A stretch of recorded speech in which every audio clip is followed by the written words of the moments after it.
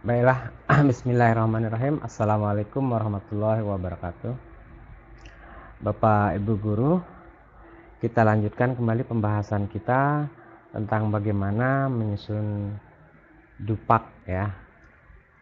Menyusun usul penetapan angka kredit jabatan fungsional guru atau lebih dikenal dengan nama dupak jagur ya. Jadi sedikit tips dari saya yang perlu kita perhatikan bahwa kita harus menyadari bahwa pekerjaan penyusunan dupak ini, apalagi kita sekarang ada dupak tahunan, itu adalah pekerjaan yang rutin akan kita lakukan setiap tahunnya. Itu yang perlu kita sadari Bapak Ibu sekalian ya. Karena rutin setiap tahun, maka kita harus mempersiapkan diri sejak awal gitu. Kan ini pasti akan kita lakukan kan ya. Jadi biasanya penyusunan dupak itu di akhir tahun ya, akhir tahun ataupun kadang-kadang di awal tahun untuk periode tahun sebelumnya. Oleh karena itu sebenarnya sejak Januari itu kita harus sudah mulai mempersiapkan diri, dan saya kira persyaratan atau hal-hal yang perlu kita lakukan dalam penyusunan dupak ini itu tidak jauh beda setiap tahunnya. Oleh karena itu apa-apa yang perlu kita lakukan, berkas-berkas apa yang perlu kita siapkan, itu saya kira tidak akan jauh terjadi perubahan ya. Oleh karena itu kalau saya selalu menyarankan kepada teman-teman itu, ini hendaknya punya map seperti ini. Ini map. Ini map ini kita kasih label berkas dupak tahunan. Gitu. Pada berkas ini, pada map ini, di sini berisi berkas-berkas yang akan kita butuhkan nanti ketika kita menyusun dupak. Ya. Tuh.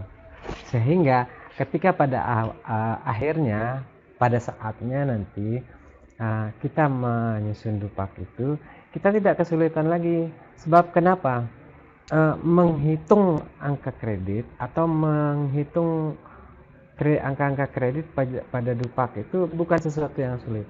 Jadi gampang karena sudah ada aplikasinya yang bisa membantu kita. Gitu. Yang penting adalah bukti fisik kita sudah tersedia dengan lengkap. Oleh karena itu, langkah pertama yang dilakukan adalah kumpulkan bukti fisik ya, yang diperlukan untuk kenaikan atau untuk pengusulan angka kredit ini, untuk mendapatkan pak gitu.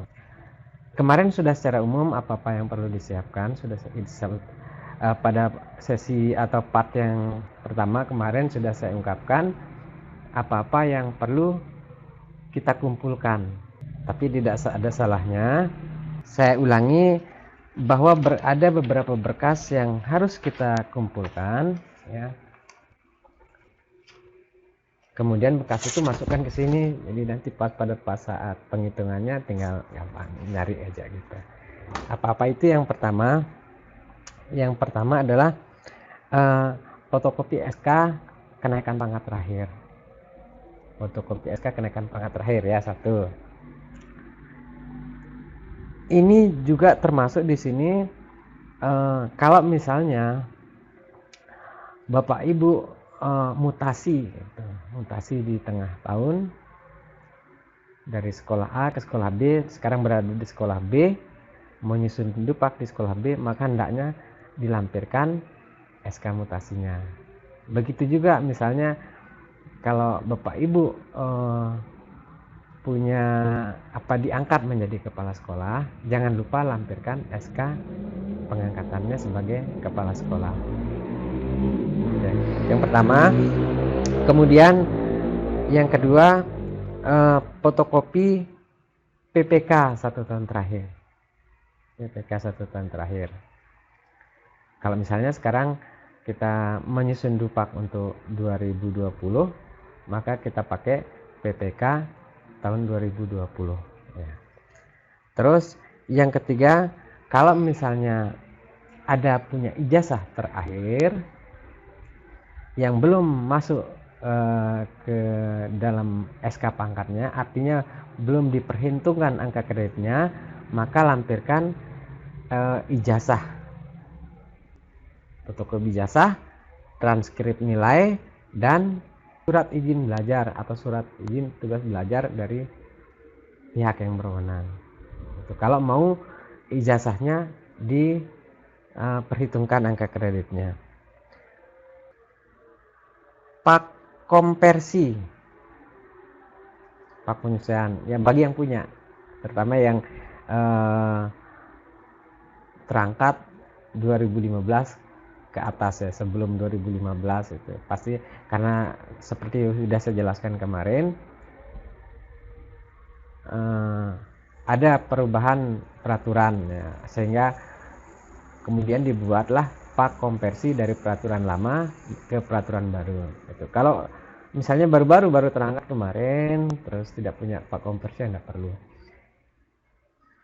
Setelah pak konversi ada pak tahunan, pak terakhir yang dimiliki, entah itu pak yang digunakan untuk kenaikan pangkat ataupun pak tahunan yang belum cukup untuk dijadikan dasar untuk kenaikan pangkat. Terus fotokopi kartu pegawai atau karpet, fotokopi sertifikat pendidik, fotokopi SK jabatan fungsional terakhir, fotokopi SK tugas terakhir. SK tugas pembagian tugas ini maksudnya ini dari sekolah. Kalau punya tugas tambahan, dilampirkan juga SK tugas tambahannya. Misalnya tugas tambahan entah dia dari wakil kepala sekolah, kepala perpustakaan, kepala laboratorium, wali kelas, pembina, dan seterusnya. Itu kalau ada SK-nya dilampirkan. Kemudian itu yang pokok-pokok ya. Kemudian tentu saja nilai PKG untuk guru, dan kalau kepala sekolah itu nilai PKKS ya. Ini sebab ini yang dasar utama untuk kita menyusun menghitung angka kredit misalnya. Nah, hanya saja kalau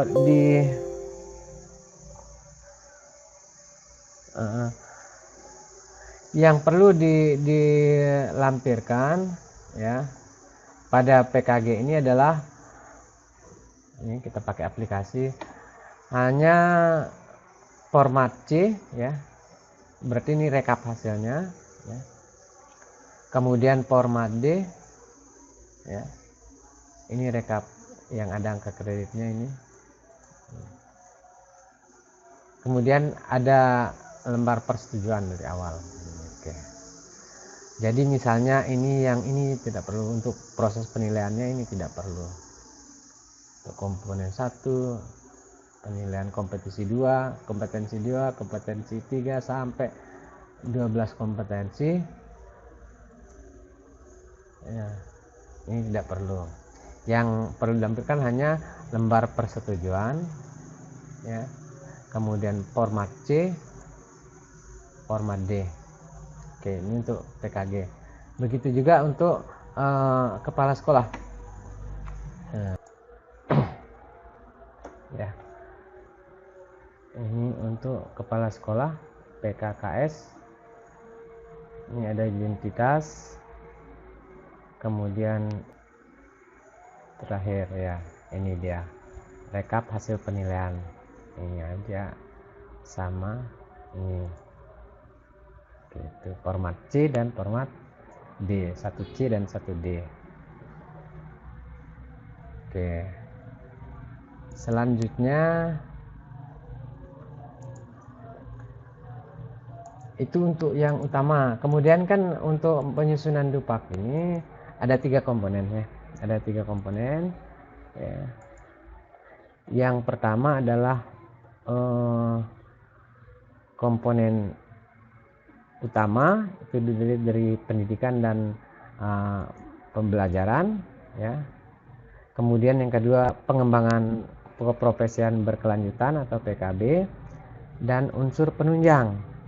penunjang tugas guru. Nah, ini yang akan kita bahas sekarang, berkas-berkas yang diperlukan untuk unsur PKB dan unsur penunjang. Untuk unsur PKB atau pengembangan keprofesian berkelanjutan, kita banyak sering yang salah kaprah. Kita banyak yang kadang-kadang salah kaprah.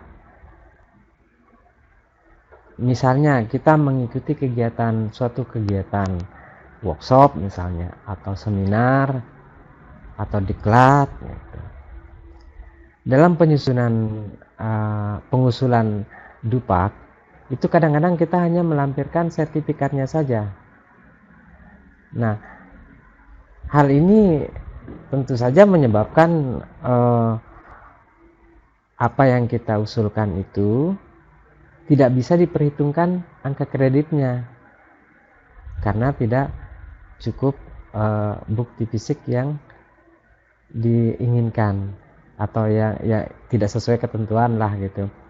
Jadi tidak cukup hanya dengan sertifikat saja, tetapi ada bukti-bukti atau bahan-bahan penyerta.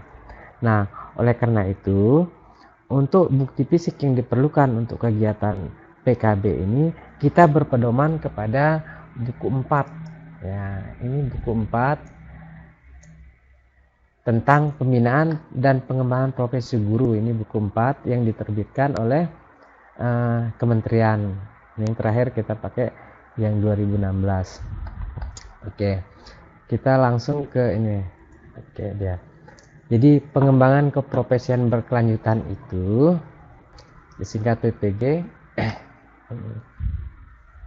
Ini bisa dibaca. Terdiri dari pengembangan diri, publikasi ilmiah, dan atau karya inovatif gitu. Nah, masing-masing ini nanti punya aturan bagaimana bentuk bukti fisik yang diminta. Oke, kita belum berbicara tentang berapa angka kreditnya ya, bagaimana menghitungnya.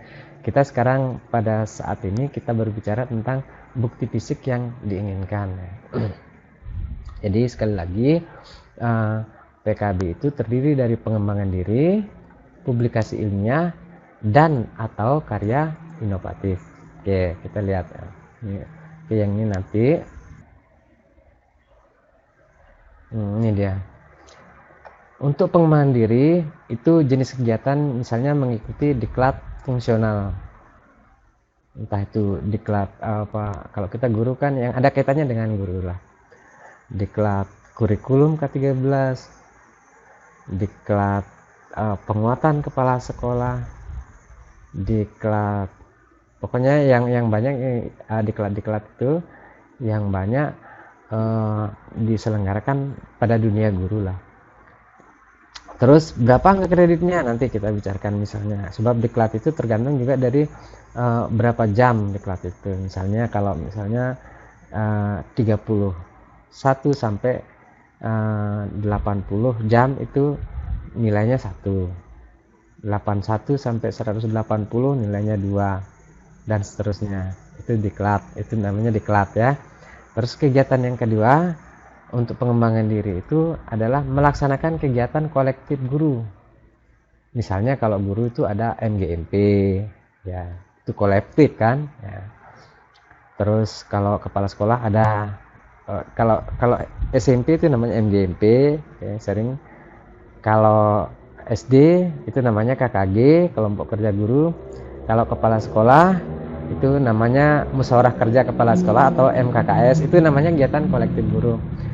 Jadi untuk pengembangan diri diklat fungsional ini beda bukti fisiknya dengan melaksanakan kegiatan kolektif guru, atau yang tadi itu MGMP, ikut MGMP, ikut KKG, ikut MKKS, itu bukti fisiknya beda dengan kalau kita mengikuti diklat fungsional. Misalnya ada workshop penulisan soal, ada workshop, ada diklat K13 dan sebagainya. Nah, itu. Terus Jenis yang kedua, publikasi ilmiah. Publikasi ilmiah itu membuat karya tulis ilmiah dan mempublikasikannya, bisa berupa hasil penelitian, tinjauan ilmiah, buku, modul, dan sejenisnya. Karya tulis itu ya. Misalnya kalau hasil penelitian yang biasa kita lakukan adalah membuat PTK gitu, menyusun PTK.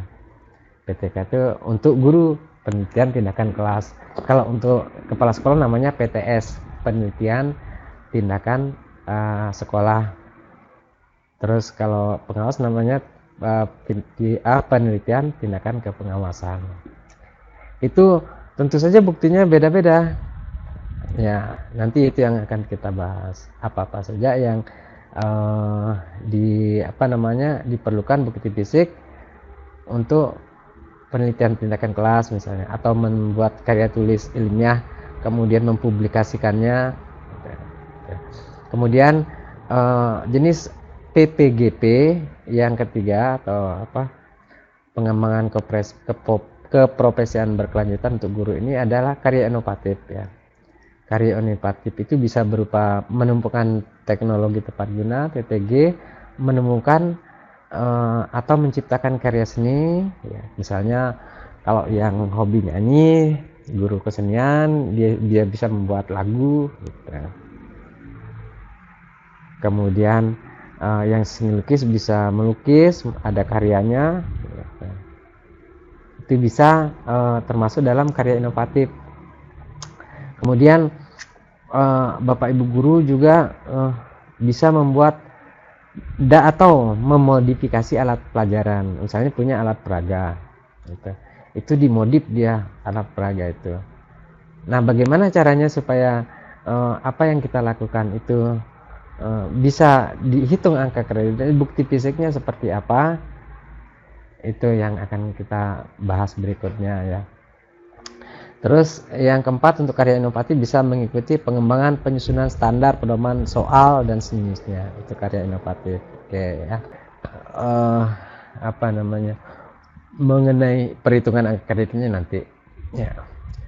Nah, untuk diklat fungsional itu yang bisa dihitung angka kreditnya adalah minimal 30 jam. Ya, 30 jam. Jadi misalnya kalau Bapak Ibu mengikuti diklat kurang dari 30 jam, ya nggak usah nggak usah dimasukkan ke dalam angka. Percuma, tidak bisa dihitung. Jadi syaratnya minimal 30 jam. Oke.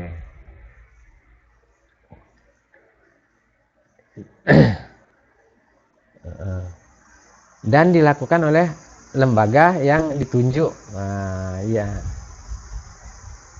Oke, ini ya, penyelenggara itu istilahnya ada LPD-nya. Itu baru bisa. Jadi diklat yang diakui adalah diklat yang dilaksanakan oleh LPD yang resmi. LPD itu lembaga penyelenggara diklat. Terus ini contoh-contoh diklat nih kan ya. Ini dia yang tadi yang saya bilang itu. Dan tapi nanti ini nanti. Nah, sekarang yang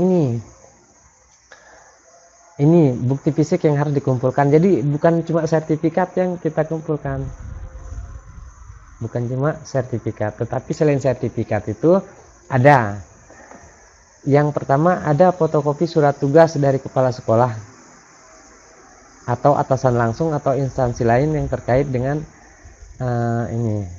Oke, ini ada surat tugas. Oke. Ketentuannya, kalau surat tugas itu diterbitkan oleh instansi lain di luar sekolah, ya misalnya kan begini, Bapak Ibu ada diberikan tugas untuk mengikuti kegiatan workshop K13 di luar daerah di Jakarta. Nah, ini oleh LP2 LP4TK misalnya, kementerian. Nah, itu kan kalau undangannya dari kementerian, itu kan pasti yang menugaskan adalah dinas kan gitu. Jadi surat tugasnya berasal dari dinas Pendidikan Kabupaten Kota. Nah, kalau misalnya dinas yang membuat surat penugasan, maka sekolah harus membuat surat persetujuan, ya, surat persetujuan untuk mengikuti diklat itu, ya. Jadi pertama ada surat tugas, yang kedua ya kalau misalnya penugasannya berasal dari luar instansi, maka kepala sekolah harus membuat surat persetujuan gitu. Nah, kalau pertama itu jangan cuma sertifikat saja, jadi ada surat tugasnya. Kemudian setelah ada surat tugas, tentu saja ada fotokopi sertifikat, ya, ini, oke.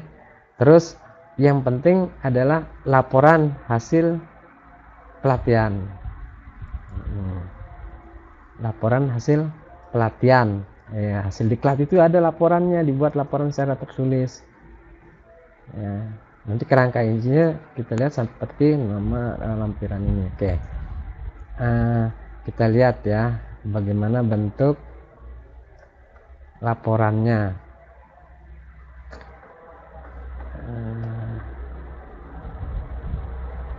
Ini eksperimen.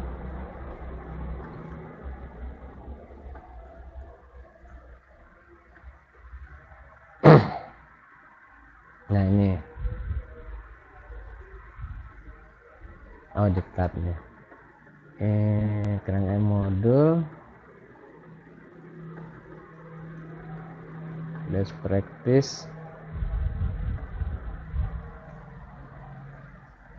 publikasi ilmiah. Nah, ini dia. Oke, kegiatan kolektif. Nah, ini dia. Jadi laporan itu, ya, laporan pelaksanaan diklat itu terdiri dari bagian awal. Di bagian awal ini memuat judul diklat, keterangan tentang kapan, di mana, tujuannya apa, berapa lama waktunya, ada surat penugasan, ada penyelenggaranya siapa, ya. Ini seperti yang tadi. Kalau misalnya surat tugasnya dari dinas atau instansi di luar sekolah, maka harus ada surat persetujuan dari sekolah, kepala sekolah, serta fotokopi sertifikat. Itu bagian awal. Kalau enggak punya sertifikat, misalnya panitianya enggak buat sertifikat, bisa diganti dengan surat keterangan dari pelaksana yang menerangkan bahwa yang bersangkutan mengikuti diklat. Oke. Itu pada bagian awalnya, ya. Kalau bagian isi, ada tujuannya, ada deskripsi, ada tindak lanjut, dampaknya terutama bagi peningkatan kompetensi guru dalam peningkatan mutu KBM dan peserta didiknya. Kemudian terakhir. Nah, setelah ini jadi, ya, jadi ada bagian awal, bagian isi, dan bagian akhir. Jadi kita buat matriks ringkasan pelaksanaan diklat ini dengan format seperti ini. Misalnya pada semester ini atau tahun ini kita ada beberapa kali diklat gitu. Maka di sini bisa dihitung, misal nama diklat 1 apa, tempatnya di mana, jumlahnya. Ini bisa dirangkum dari laporan di atas. Oke. Misal sekarang kita coba lihat contoh, ya. Ini contoh saya laporan pengembangan diri. Nah, ini tahun 2018 ya. Ya. Ini tentu saja kalau ini dia mesti ada nih, ya. Ada identitasnya dulu. Identitas. Nah, kebetulan pada tahun 2018 ini saya mengikuti, misalnya ada 2 jenis diklat. Oke. Ada workshop penyusunan soal, ada diklat penguatan kepala sekolah. Oke.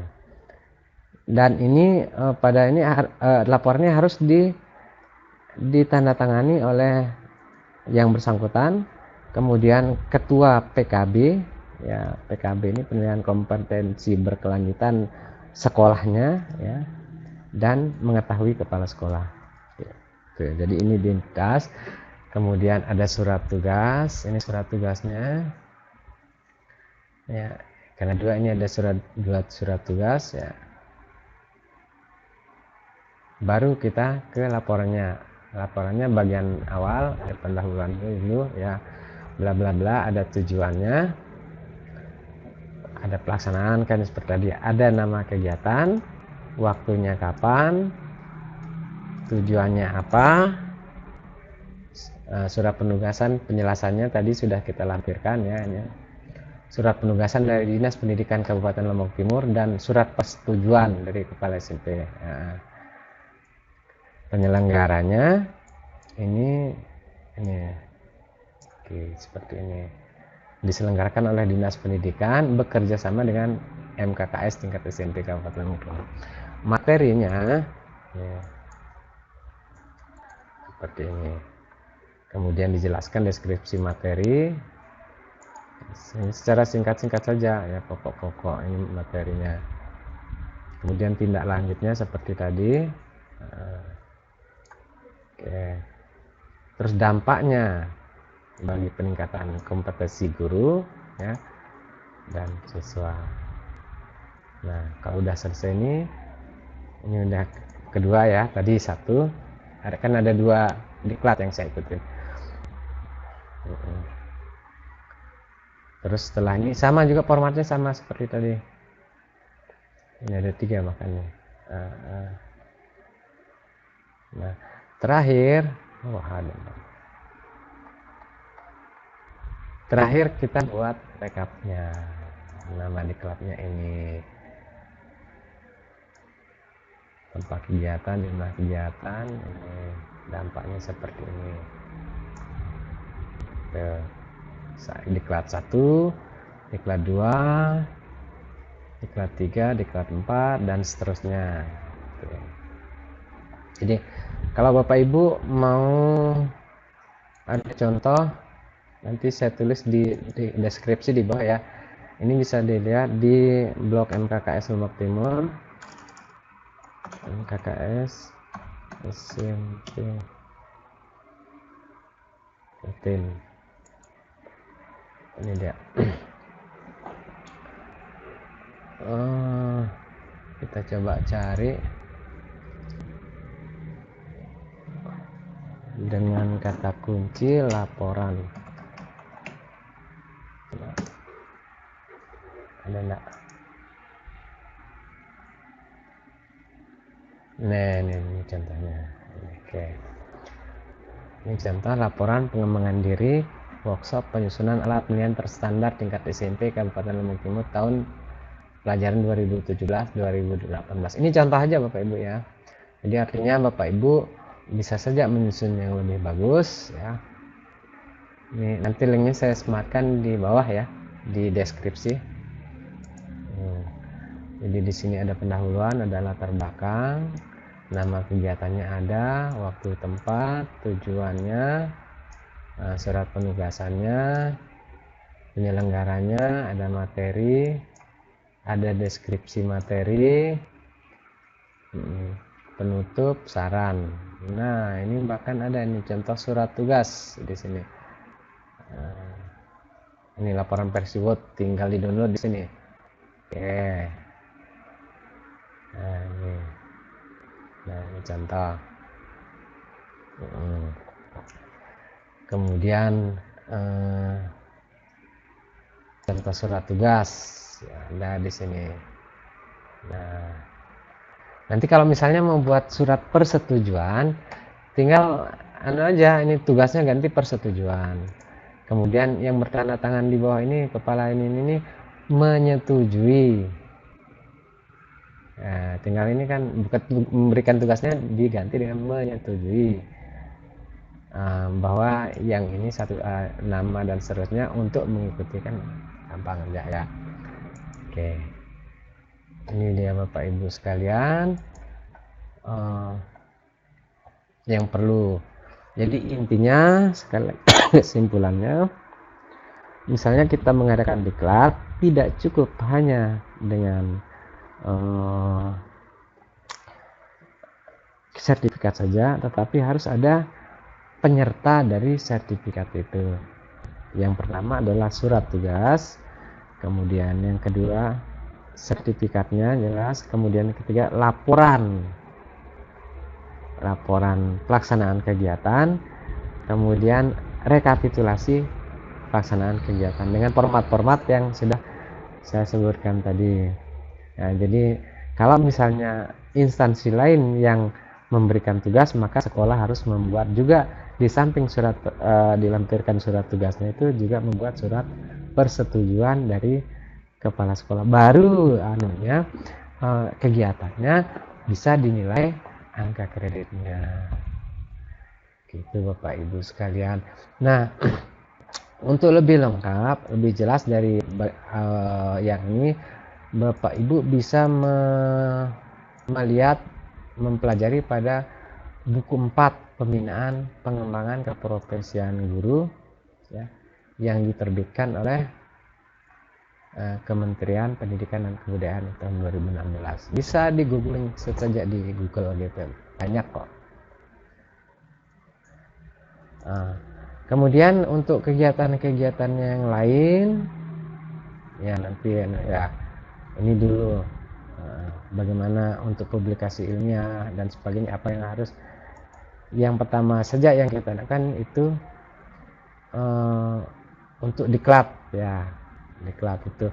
Kemudian yang kedua untuk kegiatan kolektif guru.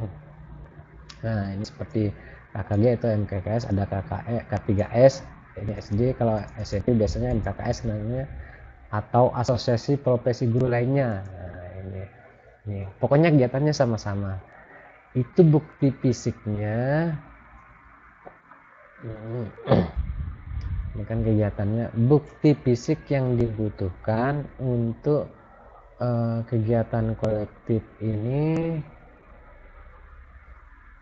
adalah ini. Pertama, fotokopi surat tugas dari kepala sekolah atau instansi lain yang terkait. Nah, sama pokoknya yang tadi, surat tugas ya. Kalau dari instansi lain, sekolah membuat surat persetujuan. Nah, kemudian laporan. Nah, laporan, dan jangan lupa ada absennya. Ada daftar hadir yang dilampirkan. Kita lihat lampiran 2, coba lihat laporan ini lampiran 2 untuk kegiatan kolektif ya.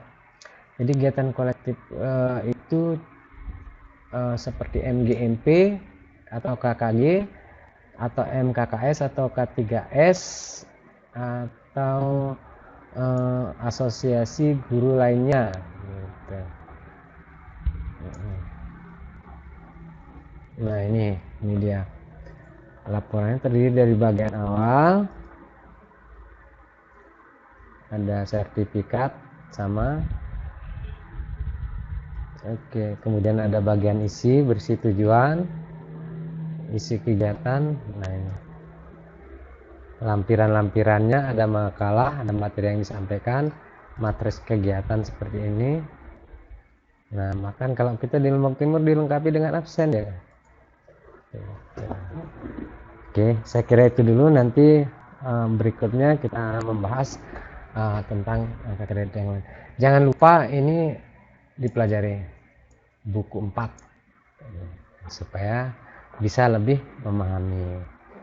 Kalau ada hal-hal yang perlu kita diskusikan, tinggal tulis di komen di bawah ini.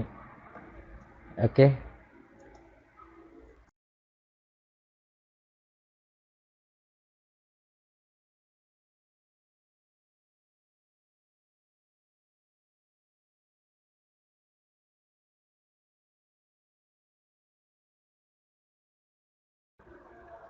Oke, untuk kali ini saya kira itu dulu yang bisa kita bahas Bapak Ibu sekalian ya. Jadi pada bagian kedua video ini kita sudah membahas ya, tentang bagaimana cara kita membuat bukti fisik untuk kegiatan pengembangan diri berupa kegiatan diklat dan kegiatan kolektif guru ya. Kalau ada hal-hal seperti yang perlu Bapak Ibu kita diskusikan bersama, silahkan tulis di kolom komentar agar bisa kita jadikan bahan untuk diskusi pada video berikutnya ya. Semoga bermanfaat Bapak Ibu guru. Kalau misalnya Bapak Ibu guru merasakan hal ini bermanfaat ya, silahkan di share ya, di like, di share, jangan lupa subscribe ya, berlangganan dengan channel kami supaya kita bisa terus saling berkomunikasi ya, kita saling mendukung. Oke, terima kasih. Assalamualaikum warahmatullahi wabarakatuh.